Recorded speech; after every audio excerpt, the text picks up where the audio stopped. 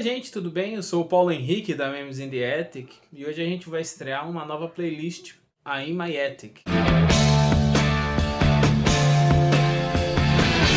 evening, people. Welcome to the show. Got something here I want you all to know.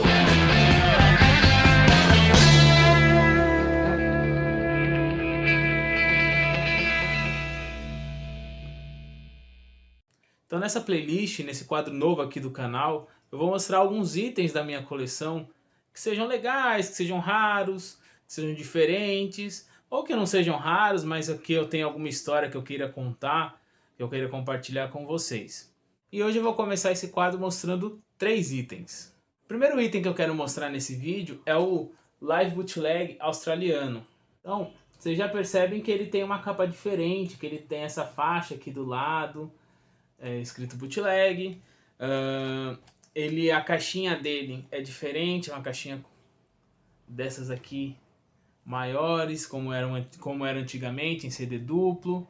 Mas a principal característica dele, o que deixa mais curioso esse item, é o fato de ser uma versão dupla em CD.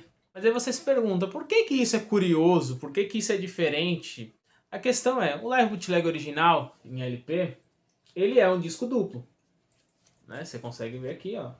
Só que na versão que conhecemos hoje, e que a maioria das pessoas está acostumada, que é em CD, embora com esses reprodutores de mídia digital você não tenha nem mais tanta diferença entre um e outro, você normalmente a gente conhece em CD ele simples, que é essa versão aqui dos remasters de 1993. Essa minha versão aqui, ela é autografada pelo Brad.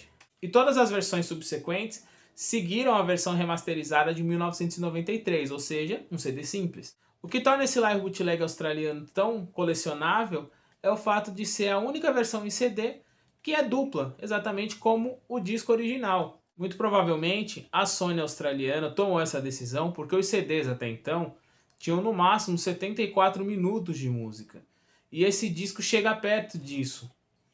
Então, para não perder qualidade técnica e você não ficar com a quantidade de músicas no talo, o de tempo no talo, eles decidiram dividir em 2 CDs, que respeita a versão original e que principalmente, enquanto na versão remasterizada tudo parece um show só, ou seja, não tem um fade in e fade out do começo e do final de cada lado do LP, aqui não. Aqui é exatamente igual às mixagens originais do LP. Ele tem um encartezinho super simples, ó, que é igual ao do LP, com a diferença que você consegue ver aqui em cima, ó, Disc 1, Disc 2. Aqui no encarte, que eu mostrei, também tem a capa. A capa, na verdade, ela não é como a gente conhece, que a capa é junto do encarte. Ela é uma folha separada que está encaixada aqui dentro da caixinha, né, e com essa faixa aqui, para não precisar esticar a arte do disco, já que ela não é quadrada, né, é retangular. Então, colocar essa faixa aqui, bootleg, do lado. Outra curiosidade dessa versão, e que também explica o fato dela ser dupla, é porque ela foi a primeira versão em CD do Live Bootleg. No final dos anos 80, a partir de 1987, o Aerosmith começou a lançar seus álbuns em CD. Então, seu catálogo antigo foi todo relançado em CD. Então, se você tem algum álbum do Aerosmith que tenha aqui embaixo Compact Disc Digital, é dessa leva ainda dos anos 80. Então é antes da leva de remasters de 1993, que em 94 foi empacotada toda junta na Box of Fire. Por ter sido a primeira versão em CD do Live Bootleg na Austrália, durante muitos anos, ou seja, até entre 1987 e 1993, os americanos não tinham acesso a esse álbum na versão digital em CD. Eles só foram ter acesso em 1993, quando a Columbia fez os remasters, vindo no vácuo da questão que eles tinham acabado de assinar um contrato milionário com a Aerosmith em 1991, que recolocaram tudo em catálogo, colocaram o Live Bootleg, só que simples, como a gente conhece, em catálogo digital. Digital na época em CD. Tanto que no anúncio, falando desses CDs remasterizados, eles colocam que o Live Bootleg está saindo pela primeira vez em CD. O que não era verdade, já que na Austrália já tinha saído 3 anos antes, em 1990. Os outros 2 itens que eu quero mostrar nesse vídeo são 2 livros. O primeiro é esse aqui, The Fall and Rise of Rock's Greatest Band, do Martin Huxley. E esse livro me chegou na sexta-feira. E eu cheguei a fazer um vídeo de unboxing, como eu fiz com os outros livros que me chegaram recentemente. Porém, por um acidente, eu estava apagando alguns arquivos grandes no meu celular, acabei apagando o vídeo do unboxing. Então, para não ficar sem mostrar, eu estou incluindo aqui nesse vídeo do In My Attic. Então, esse livro é uma biografia clássica, embora hoje é muito difícil de encontrar ela física.